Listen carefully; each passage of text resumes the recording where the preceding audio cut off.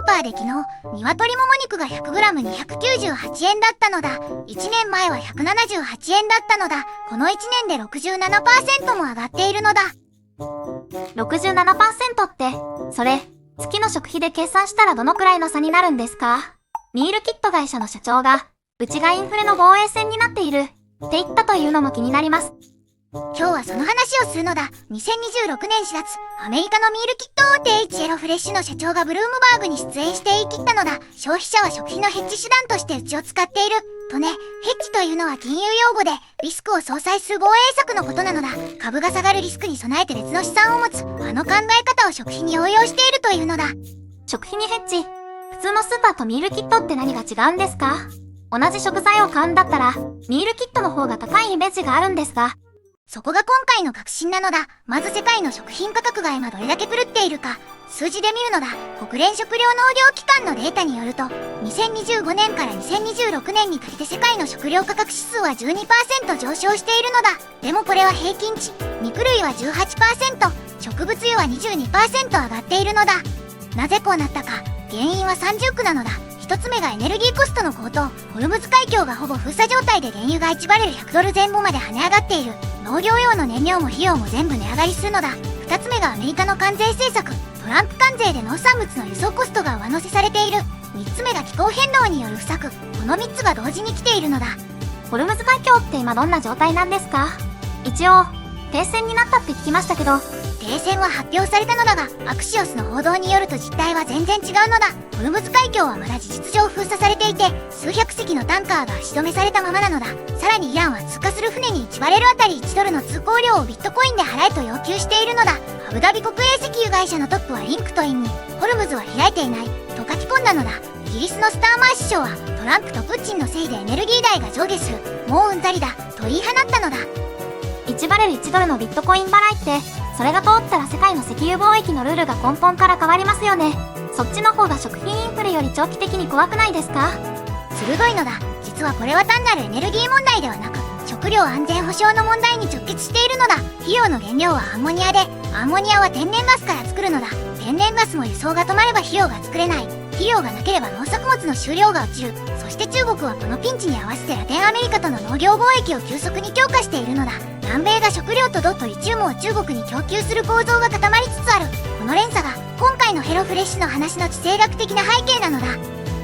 ちょっと一回頭を整理するのだ。食品インフレって聞くとスーパーが高いよねで終わりがちなのだ。でも今起きているのはもっとでっかい話で、地政学と食料安全保障と金融が全部つながっているのだ。例えるなら体の血管が詰まって心臓だけじゃなくても足も脳も全部に影響が出る感じなのだ。ホルムズが詰まった血管。食品インフレはその症状の一つなのだ。ではヘロフレッシュの話に戻るのだ。社長のアサフ・ロデンがブルームバーグで語った内容をそのまま伝えるのだ。消費者は私たちのサービスを食費のヘッジとして使っています。なぜなら、うちは大量仕入れで食材コストを固定できるからです。と言ったのだ。これは消費者にとって何を意味するか。月額で契約すれば、食材の市場価格が何高く出しても自分が払う金額は変わらないということなのだ。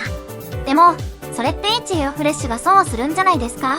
食材が値上がりしたら、会社側がその差額を被ることになりますよね。ここが企業の戦略として面白いところなのだ。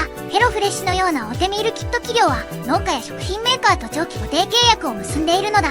スーパーは毎週市場価格で仕入れるけど、ヘロフレッシュは半年先、1年先の価格を今日のうちに決めてしまうのだ。これを先物契約というのだ。農産物の先物ってよく聞くのだが、ミールキット会社は実は金融的なリスク管理も同時にやっているのだ。だから多少の値上がりは吸収できる構造になっているのだ。もう一つ、ロデン社長が強調したのが廃棄ゼロ設計なのだ。スーパーで料理しようとすると、例えばセロリ1束を買っても使うのは3本だけで残りは捨てるのだ。ミールキットは1食分だけ届くから食材の無駄がない。アメリカでは家庭での食品廃棄率は購入量の約 30% と言われているのだ。つまりスーパーで1万円分買っても実質7000円分しか食べていないのだ。この廃棄ロスを排除するだけで体感コストはかなり下がるのだ。廃棄 30% って確かに、よく考えたら私も冷蔵庫の奥で腐らせちゃうこと多いです。でも逆の見方をすると、スーパーよりどんな食材でも選べる自由度がないじゃないですか。同じ食材を半年先まで食べ続けるのはしんどくないですか？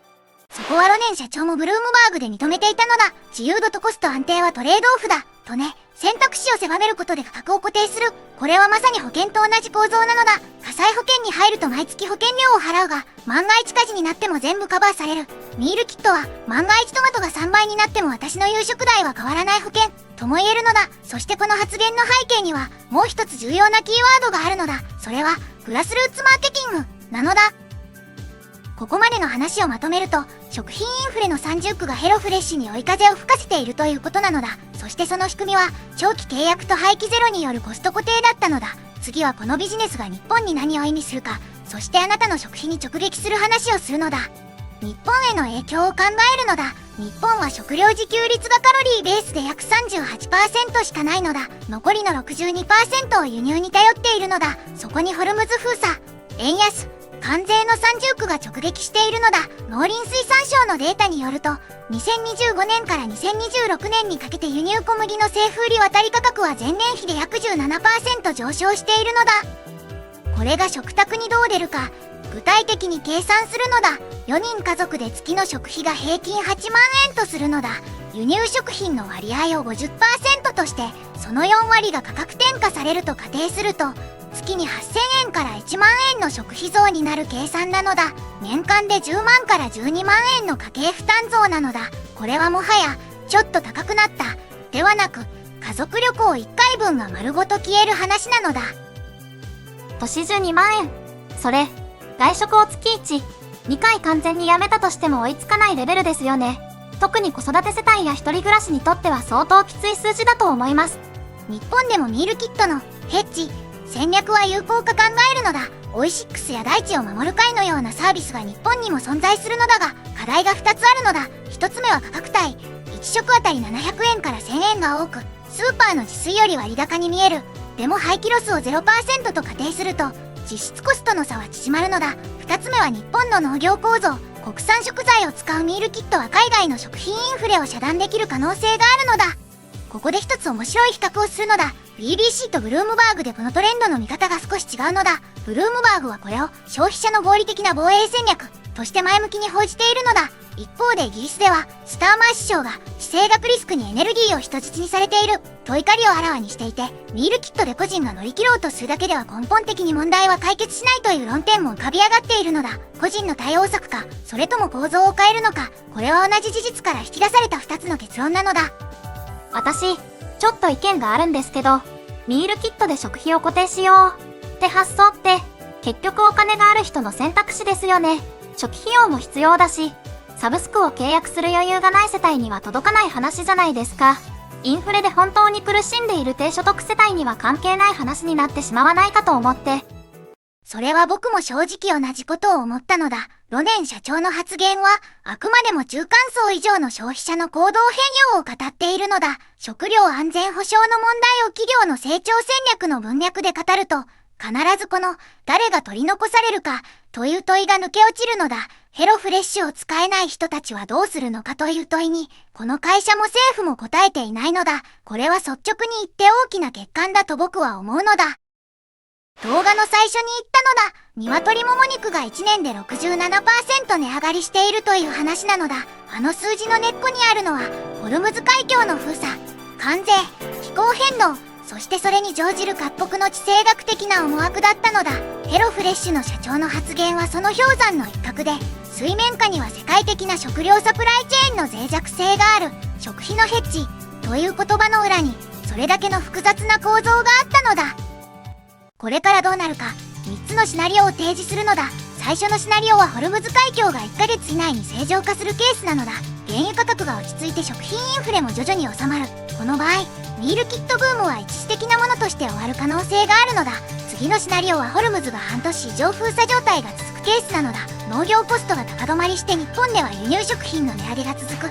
ミールキット市場が本格的に拡大する可能性があるのだ。3つ目のシナリオが一番複雑なのだ。中国がラテンアメリカとの農業、資源ネットワークを強固にして、アメリカが中東の食料サプライチェーンをコントロールするという世界が固まるのだ。この場合、日本はどこから食料を安定調達するかという根本的な問いに、今度こそ向き合わなければならなくなるのだ。今日覚えてほしい数字は一つだけなのだ。日本の食料自給率 38%。この数字が全ての問題の出発点なのだ。最近、値上がりを実感した食品って何ですか？コメント欄で教えてもらえると、次の動画に活かせるかもしれないです。私は最近オリーブオイルが倍近くになってびっくりしました。今週の地政学ウィークリーをお届けしたのだ。毎週金曜日はこの枠で世界の地政学ニュースを生活目線で解説するのだ。チャンネル登録とベルマークのポチをよろしくお願いするのだ。来週も地政学ウィークリーでお届けするのだ。次回はホルムズ交渉のイスラマバード会談の行方と、それが日本の LNG 調達に与える影響を追う予定なのだ。答え合わせは来週ここでするのだ。